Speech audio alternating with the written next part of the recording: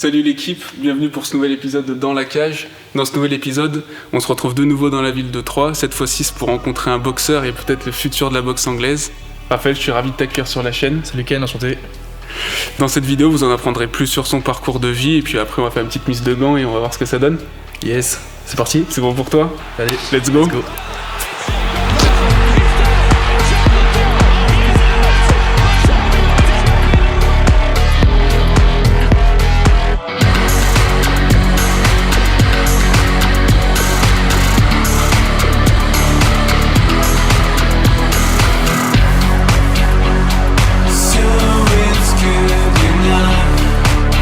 D'un coup bien placé au foie pour couper la respiration. Tu vois, c'est le foie, c'est pas moins dangereux que la tête. Tu vois, ça fait moins peur, mais il faut faire attention au corps aussi. Salut Raphaël. Salut Ken. Comment vas-tu? Très bien et toi? Super. Bienvenue sur la chaîne. Merci. Est-ce que tu peux te présenter un petit peu pour tous ceux qui ne te connaîtraient pas? Je m'appelle Raphaël, j'ai 23 ans. Je suis boxeur depuis maintenant 14 ans. J'ai commencé la boxe en 2010, à l'époque j'avais 9 ans. Et j'ai fait pas mal de titres de champion de France, donc une fois en cadet en 2016, en junior 2 fois et une fois en senior. Donc 4 fois champion de France chez les amateurs et maintenant je passe professionnel. Bon, il a tout dit, l'interview se termine. Au revoir. Super, en fait, tu as déjà répondu à pas mal de questions, mais on va reprendre un petit peu le déroulé de ta vie. Est-ce que tu peux nous raconter un petit peu, toi tu es originaire de Troyes, C'est ça. Est-ce que tu peux nous raconter un petit peu comment tu as grandi et qu'est-ce qui t'a fait découvrir la boxe et qu'est-ce qui t'a attiré dans ce sport? Alors comme j'ai dit, moi t'as vu, j'ai commencé en 2010, donc à l'époque je faisais pas du tout sport, j'avais 9 ans, tu sais, j'étais un peu enrobé. Ouais. Et mes deux frères ont voulu commencer un sport de combat parce que ça faisait longtemps et tu sais, c'était un peu turbulent. Et je les ai suivis parce qu'il fallait bien que je commence au bout d'un moment un sport. Et puis même j'étais en recherche pour commencer quelque chose de nouveau. Et j'aimais pas trop ça au début. Ils m'ont forcé à venir. J'hésite entre la boxe et le basket, mais comme ils faisaient de la boxe, je me suis dit allez, pourquoi pas. Et au fur et à mesure, j'ai commencé à faire de la compétition, à progresser, à apprendre les règles. Et c'est vraiment de là que tout a commencé. D'ailleurs, c'est grâce à mes frères, Victorien et Laïs. Et donc franchement, je suis content d'avoir commencé la boxe, qui est un très très beau sport. Ok, et du coup, ils avaient déjà vraiment commencé la boxe ou vraiment vous êtes tous mis ensemble et ils t'ont juste motivé ou ils avaient déjà bien commencé? Ouais, on a commencé ensemble. En 2010, le premier entraînement, je l'ai fait avec eux. Après, je suis pas venu pendant 1 ou 2 semaines et c'est comme ça que ça a commencé. Ils m'ont forcé et au fur et à mesure, j'ai commencé à apprécier. Ok, donc en soi, quand tu y es allé au tout début, tu n'y es pas allé parce que tu avais vraiment la volonté d'en faire, c'était plus un peu à reculons, quoi. C'est ça, c'était plus à reculons, ouais. Okay. C'est ça. Et à quel moment tu as vraiment senti que vraiment c'est bon, t'étais dans le truc? Qu'est-ce qui t'a... Je sais pas, est-ce que tu as eu un déclic ou un truc qui t'a fait te rendre compte que vraiment c'est ça, je pense que j'ai eu un déclic parce qu'au fur et à mesure, tu sais, j'ai commencé à progresser et moi je suis quelqu'un de très studieux, j'étais très travailleur. Donc quand je commence un truc, je le fais pas à moitié. Et j'ai commencé à boxer par contre au bout de la première année, après la première année. Et donc j'avais déjà pas mal progressé et vraiment le premier combat que j'ai fait, je me rappellerai toute ma vie, c'était au gymnase Bournonville à Troyes. Okay. Et tu sais, il y avait beaucoup de gens qui étaient venus me voir, j'avais gagné mon combat. Et je me suis dit, ah ouais, c'est une sacrée expérience et franchement, je me suis dit, pourquoi pas aller plus loin. D'accord. Et c'est de là que c'est après ce premier combat où parce que du coup c'était au bout d'1 an, donc tu dois avoir 10 ans. C'est ça. Donc à 10 ans, la majorité des jeunes ne savent pas ce qu'ils veulent faire, même à 18 ans, des fois ils savent pas ce qu'ils veulent faire. Et c'est après ce premier combat où tu t'es dit, peut-être qu'il y a un truc à faire, est-ce que je poursuivrai pas une carrière professionnelle, ou alors c'est vraiment après l'enchaînement des entraînements, des combats, des événements qui a fait que... C'est plus l'enchaînement du déroulé, parce que le premier combat, tu vois, j'avais kiffé de ouf, mais je me suis pas dit que j'allais champion du monde, plus tard. Après, j'ai continué et tu sais, j'ai fait pas mal de combats en boxe éducative parce qu'en dessous de 14 ans, t'as pas le droit d'appuyer les coups. Okay. Et j'ai fait champion de France du coup en 2013.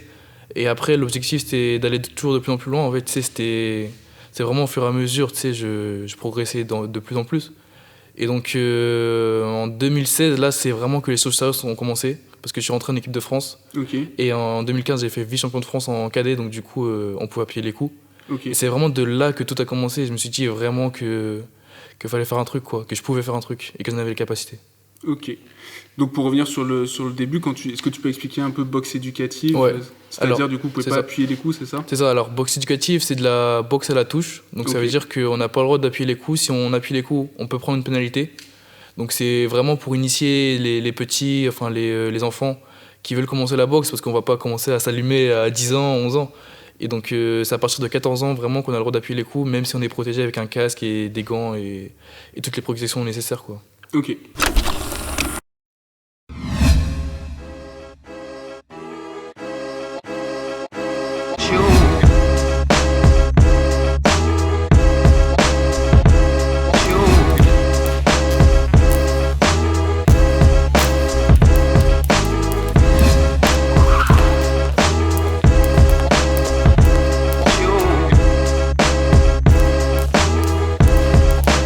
Du coup on a fait un peu de corde pour monter un peu le cœur.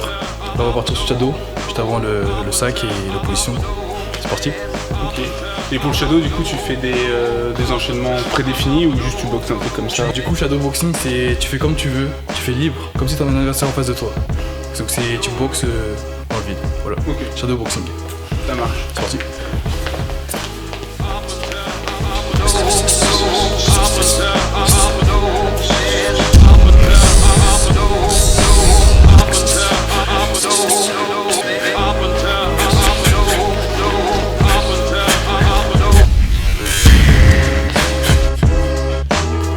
Tu vois, ce qui est vraiment efficace quand tu commences la boxe, c'est de commencer par des choses simples. Il faut bien prendre son temps, parce que tu vois, même les grands champions, tu verras, ce qui passe le plus souvent, c'est des choses simples. Donc bras avant en bas, bras arrière, tu vois, c'est vraiment, ils prennent leur temps. Et puis même les champions, ils prennent leur temps pour travailler les fondamentaux. Parce qu'on n'aura jamais assez appris, même les grands champions, ils apprennent quoi. Ok. Donc, ouais, donc tu répètes vraiment les combinaisons de base. C'est ça. Ok. Il faut vraiment prendre son temps pour que ça rentre et que. Parce que si tu apprends des trucs qui sont faux, ça va être dur de les retirer, tu vois.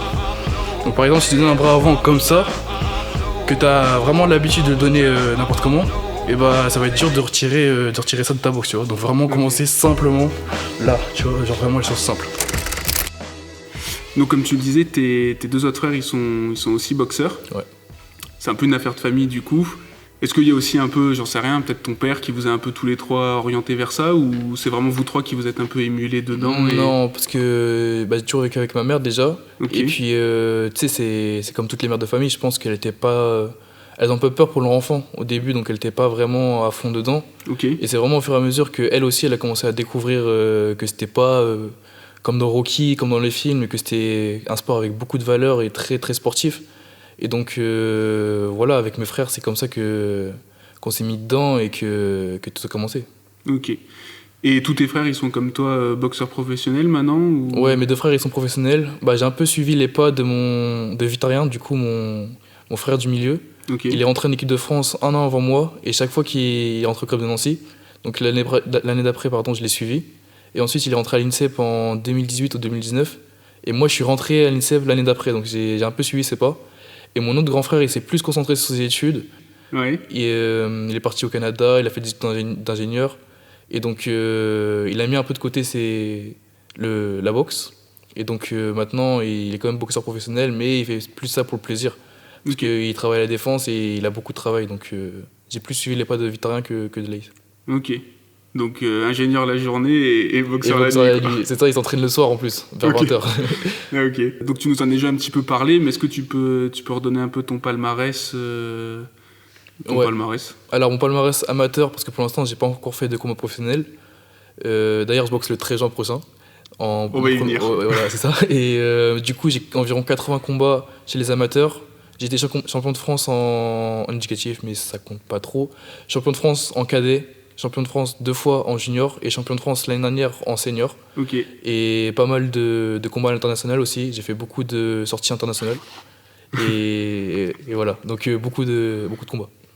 Donc au final, 4 titres de champion de France. Peut-être que le dernier, du coup, en senior, où tu es confronté à des mecs un peu plus âgés, tout ça, ouais. Ça doit avoir une saveur un peu particulière aussi. C'est plus savoureux, oui. Ouais, tu peux nous rappeler ta catégorie dans laquelle tu combats? Ouais, j'ai commencé en cadet en moins de 75 kg et maintenant je suis en moins de 80 kg. Moins de 80 kg, ok. Et du coup, comment ça s'articule un petit peu quand tu vas faire les championnats de France? Est-ce que tu passes par des étapes préliminaires avant, les départementales, les régionales? Comment en fait est-ce que tu arrives pour combattre au championnat de France? Comment ça se passe? Alors, quand tu commences et que tu n'as pas énormément de combats, tu fais les championnats régionaux. Ok. Si tu gagnes les championnats régionaux ou que tu es finaliste, Bah avant c'était pas pareil parce qu'il y avait les interrégionaux, mais maintenant c'est directement les championnats de France. Parce que tu sais avec les régions Grand Est, avant c'est que championnat d'Ardennes. Ok, Et donc du coup après ces étapes-là, tu as les championnats de France, donc tu peux rentrer en 16e, 8e ou quart. En général c'est plus 8e, moi je rentre en 8e ma première année chez les seniors. ok, Et donc si tu gagnes tous les combats, 8e, quart, demi et finale, bah t'es champion de France. ok. Donc c'est pour savoir, tu passes par t'as pas de départementaux ou de choses comme Département, non ça n'existe pas en boxe. Ouais. ça. Ok, C'est directement en championnat régionaux, après ça dépend des périodes, tu sais avant il y avait pas mal de régions, maintenant il y en a moins, donc c'est plus rapide. ok. Et comment ça se passe par rapport aux études? Parce qu'au début, forcément, quand t'as 12, 13, 14 ans, tu t'imagines pas forcément que tu vas finir champion de boxe ou champion du monde ou vouloir forcément aller dans cette direction-là. Donc comment ça se passe au début? T'as fait, j'imagine, un cursus classique où tu n'as pas d'horaire aménagé. Et à quel moment est-ce que tu passes dans du sport-études si tu as fait du sport-études? C'est ça. Alors, comme j'ai dit, je suis rentré en équipe de France en 2016. Ok, Donc avant ça, j'étais au collège, au lycée, je m'entraînais une fois par jour parce que j'avais pas d'horaire aménagé. Et donc en 2016, au Crêpes de Nancy, on a des horaires aménagés, donc ça veut dire que le matin, on a 2 heures de cours et 2 heures d'entraînement. Donc 8h, 10h30 cours, 10h30, 10h45 environ entraînement. Et l'après-midi, pareil, on a 2-3 heures de cours et entraînement l'après-midi. Et des fois, on rattrapait les cours le soir qu'on avait loupé. Donc ok, c'est vraiment très adapté pour faire les sports et les études en même temps. ok. Et tu peux nous expliquer la différence, s'il y en a une, par rapport par exemple à l'INSEP? Parce que je sais par exemple des lutteurs, ils vont à l'INSEP à Paris. Est-ce que du coup il y a l'équivalent pour la boxe à Paris ou est-ce que ça se fait tout sur Alors Nancy? nous, en boxe, c'est particulier. En boxe, il n'y a que 2 pôles France. Donc il y a pour les juniors cadets et un pour les seniors. Donc pour les seniors, c'est à l'INSEP, donc plus de 18 ans. Ok. Et quand t'es jeune, c'est au Crêpes de Nancy. Donc Ok. pôle France Nancy et pôle France INSEP. Ok, d'accord. Et du coup, au niveau des études, tu peux nous dire un peu quel cursus tu as fait et si tu as fait des études sup, qu'est-ce que tu as Ouais. entrepris? Alors du coup, au Crêpes de Nancy, j'étais au lycée. Donc Ok. j'ai fait un bac scientifique. J'ai validé mon bac scientifique. J'avais un an d'avance, donc à 17 ans. Félicitations. Merci. Et du coup, après, j'ai continué en STAPS à l'INSEP. Mais j'ai fait que 2 ans, parce que cette année et l'année dernière, je me suis concentré sur la boxe à 100%. Jusqu'au 13 juin, t'as fait que des combats en amateur. C'est ça. Donc tu as eu plusieurs titres de champion de France. Est-ce que tu as boxé à l'étranger? Et si oui, où? Comment ça s'est passé? Est-ce que c'était les championnats d'Europe, championnats Ouais. du monde? Je sais pas comment forcément ça fonctionne. Alors, j'ai fait pas mal de sorties internationaux, beaucoup en Europe. J'ai quasiment visité tous les pays d'Europe, donc Serbie, Croatie, Monténégro, Angleterre. Je vais pas tout citer parce qu'il y en a plein. Ouais. Et donc, j'ai fait des tournois internationaux. Donc, j'ai ramené quelques médailles d'or, quelques médailles d'argent. Et au championnat d'Europe, j'ai fait quart de finaliste Ok. chez les moins de 22. Mais j'ai jamais remporté j'ai jamais remporté de titre majeur au championnat d'Europe ou au championnat du monde. Ok.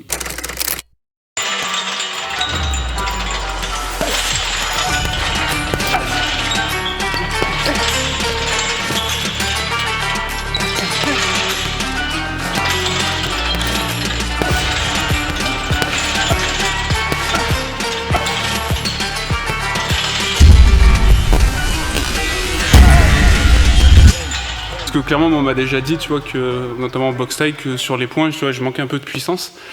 Et je vois clairement, tu vois, sur quelques minutes qu'on a fait au sac, que c'est pas le même bruit quand tu fais un impact et quand moi j'en fais un. Est-ce que tu peux nous expliquer un peu techniquement comment est-ce que tu fais pour frapper clairement aussi fort? Ouais. Alors, je dirais pas qu'il y a un seul point, franchement, c'est un tout. Tu vois, il y a énormément de facteurs qui rentrent en jeu. C'est pas un facteur qui va faire que tu as un impact. Déjà, il y a le facteur physiologique. Donc, il y en a qui ont plus de facilité à. Tu vois, je prends un Ngannou, sa puissance elle est naturelle. Mais en même temps, si tu travailles aussi derrière. Tu vas me vexer là. Non, mais il n'y a pas que ça, je te rassure. Il n'y a pas que ça, même toi, tu peux avoir de l'impact. Donc, déjà, tout part au niveau des jambes. En boxe, tout part au niveau des jambes. Tu sais, c'est vraiment le centre de gravité. Donc, par exemple, quand tu donnes un crochet, ça part d'en bas et tu fais la rotation avec tout le corps. Donc, épaules, jambes et mains. Pareil, il percute, ça part d'en bas. Ensuite, tu as les facteurs aussi que tu peux travailler. Donc, nous, on travaille beaucoup l'explosivité. Ouais. Donc, en musculation, le matin, avec mon pointeur physique. Et donc, tous ces facteurs-là font que tu as l'impact ou que tu n'en as pas. Est-ce que je fais au sac et commenter genre ce qui va pas techniquement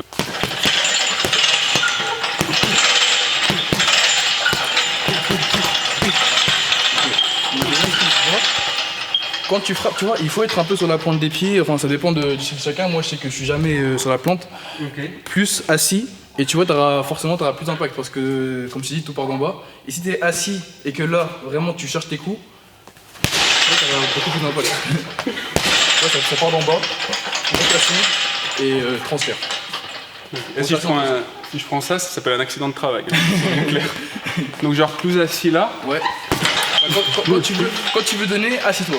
Après, tu peux être aérien, tu peux travailler tu sais, en souplesse, mais quand tu donnes là, genre vraiment assis. Et rotation, transfert, rotation. Et déjà, essaie de commencer par un seul coup. Donc genre un seul coup de puissance. Genre tu sais, t'es là, tu t'assois, tu charges et tu rates. En fait, c'est comme si, regarde, là je frappe là, mais c'est comme si vous vouliez frapper là-bas, tu vois. Ok. Tu vois, tu transperces. Genre, vise le caméraman par exemple. Cameraman, t'es mort. Hello, darkness, my old friend. Donc, Charge ton fou. Voilà. Là, c'est déjà mieux. ok. C'est déjà mieux. Donc ventre. Rotation.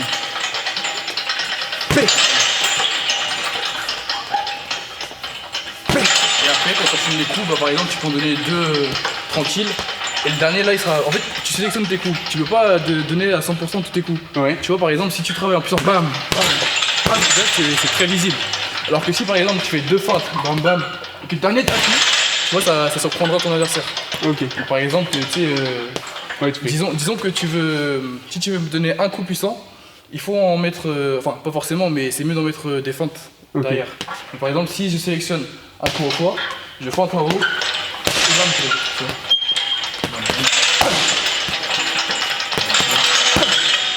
Tu vois, ok.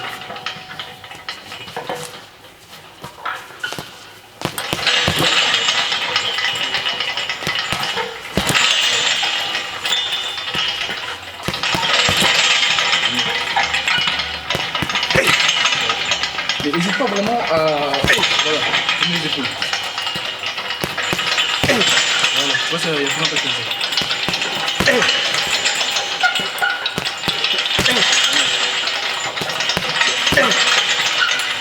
Et inversement, tu sais, l'autre bras c'est pareil, par exemple, tu peux faire doubler. Tu vois, c'est vraiment sélectionner ses coups. Parce que tu veux pas être à 100% sur le coup.